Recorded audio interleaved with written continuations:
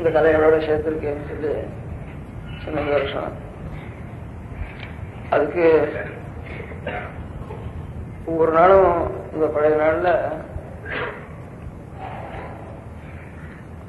ஒரு ஊர்ல மானியம் விட்டு அந்த மானியம் வைக்கிறவா அவளே பஞ்சாங்கத்தை கணனம் பண்ணி அச்சு இல்லாததுனால 1 லட்சம் 2 லட்சம் அப்படி அச்சு போட்டு எல்லாரும் கடையில வாங்கி விடுறோம் பஞ்சாங்கம் கிடைக்கிறதுக்கு. அப்ப அந்த அச்சு சௌகரியம் இல்லாததுனால ஒரு 100 வருஷத்துக்கு வந்து ஒவ்வொரு ஊர்லயும் பஞ்சாங்கக்காரன்னா பஞ்சாங்கம் கணனம் பண்ண தெரியணும் அவளுக்கு. பஞ்சாங்கக்காரனா ஏதோ தீதி பண்ணி வைக்கிறது, அதுல ஏதோ அரிசி வாங்கிட்டு போறது, அதோட நிக்கிறது இல்லை.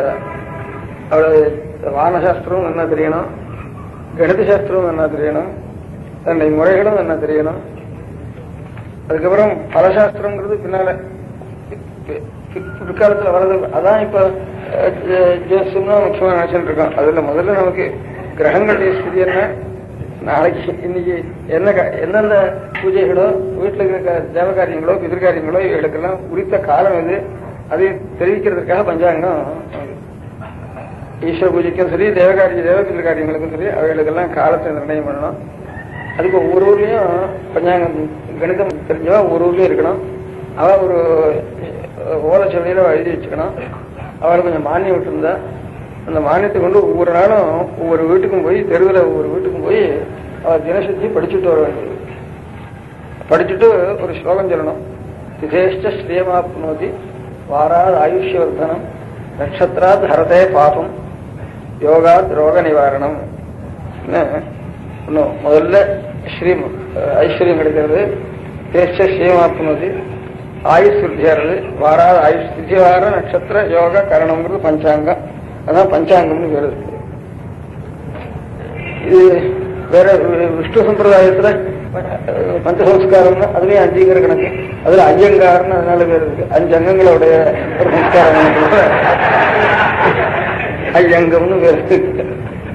இது இந்த ஜோதிஷாஸ்திர கணமும் இந்த கணித சாஸ்திரமும் தெரிஞ்ச ஒரு கிரமத்துல அதுவும் பஞ்சாங்கம்னு அதுக்கும் பேர் இருக்கு. பஞ்சாங்கங்கள் திசிவார நட்சத்திர யோக கரணங்கள் பேரு. அது ஒவ்வொன்றுக்கும் ஒரு பலமா சொல்லி எல்லா பலமும் நமக்கு இந்த காலஸ்வரூபமான பகவானை ஸ்மரிச்சுக்கிறதுனாலே எப்படி இங்கிலீஷ்ல சொல்றப்ப டைம் ஸ்பேஸ் சொல்றோம், அது எல்லாம் எல்லை இல்லாதது.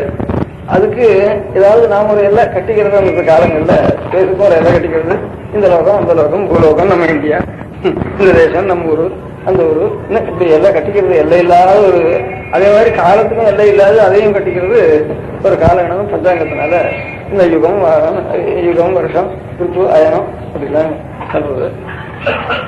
அந்த மாதிரி அதுல ஒவ்வொன்றுக்கும் திசிவார நட்சத்திர யோகரணமாக பிரித்து திசேஷ்ட ஸ்ரீயமாப்னோதி. வாரம் என்னதுன்னு நமக்கு நிர்ணயமா தெரிஞ்சானா வாராத ஆயுஷ்யவர்த்தனம்.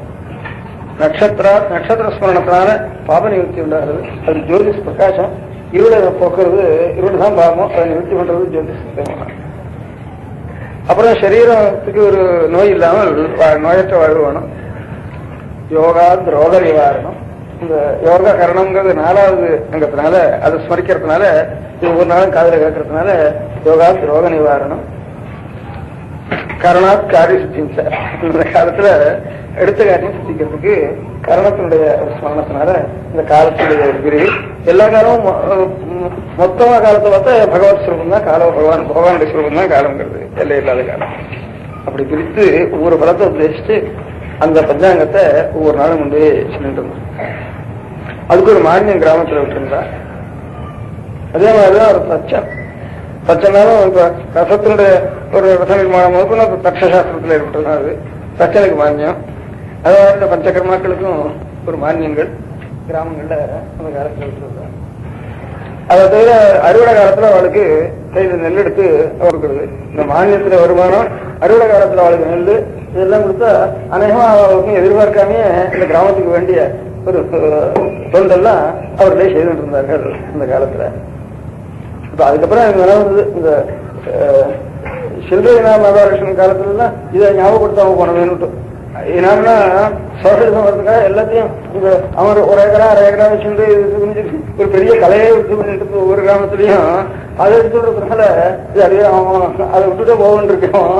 இதனால அந்த மாதிரி அந்த மாதிரி அதை கூட ஞாபகப்படுத்தணும்னு இப்போதைக்கு இந்த விவசாயப்படுறது கூட இதை மறந்து போயிட்டு சொல்லி வச்சிருந்தா உபயோகப்பட்டிருந்தாலும் விட்டுருக்கலாமே.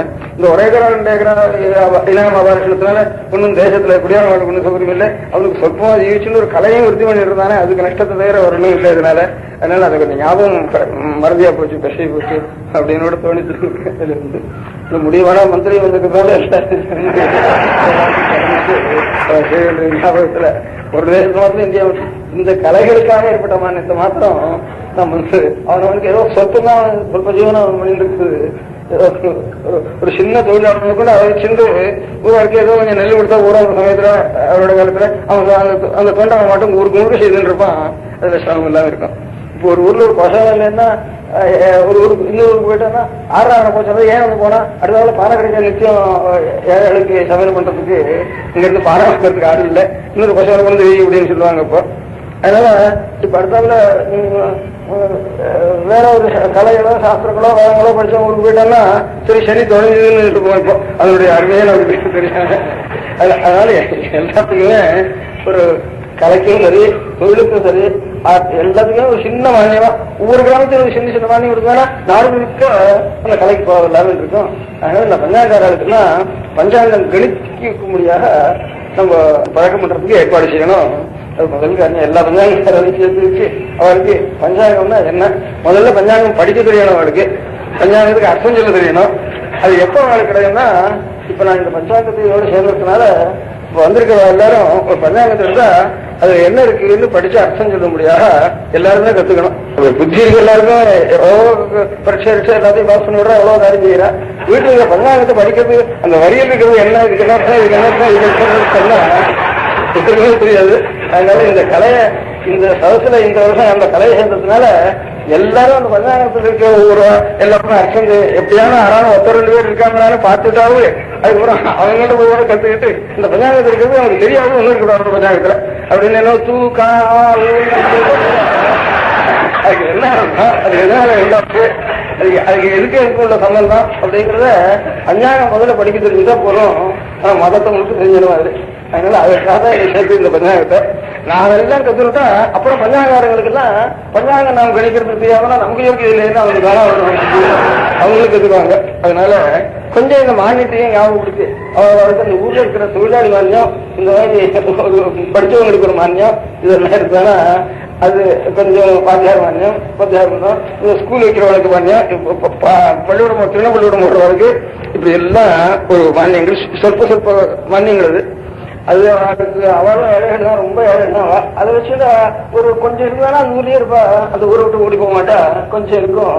அதோட ஜனங்கள் ஆரம்பிச்சு அது கோவிலுக்கு மானியம் கோவிலுக்கு மானியம் இருக்கிறதுனால ஏதோ ஒரு ஊர்ல ஏதோ ஒரு குறுக்கள் ஒரு இங்க 2 பேர் இருக்கான்னு அது மாத்திரம் இருக்கு. ஊர்ல ஓடி போயிட்டு ஒரு குறுக்கள் இங்க இருக்கா, பாக்கி எல்லாம் ஊருக்கு போயிட்டு அதுக்கு ஏதோ கொஞ்சம் மானியம் இருக்கிறதுனால அது மானியத்தை எடுத்துக்கிறது தஸ்திக்காக கவர்மெண்ட் கொடுக்கறதுன்னு ஒரு ஏற்பாடு இருக்கிறதுனால அதாவது ஒரு குறுக்கள் இங்காரும் ஒரு ஊர்லயும் வந்தவங்களுக்கு கஷ்டம் வைக்கிறதுக்கு 2 பேர் இருந்துட்டு இருக்கேன். அதனால இந்த பஞ்சாங்கார மானியம் கூட போயிட்டு அவளுக்கு விஷயமே தெரியல கூட போயிட்டு. அதனால இந்த பஞ்சாங்கத்தையும் முதல்ல நாம் செய்ய வேண்டிய சரஸ்வர சேத்திரத்துக்கு நாம் எல்லாரும் பஞ்சாங்கத்தில் இருக்கிறது என்னன்னு தெரிஞ்சுக்கணும். அதுக்கப்புறம் பெரிய வித்வான் சாஸ்திர வித்வான கேட்டாலும் பஞ்சாங்கத்தில் இருக்கிறது தெரியாது, ரொம்ப படிச்சவாளை கேட்டாலும் அவளுக்கும் தெரியாது. அதனால கொஞ்சம் இருக்கிறவங்களுக்கு சொல்லி அதை பூர்த்தி கொண்டு போகணும். இந்த வருஷம்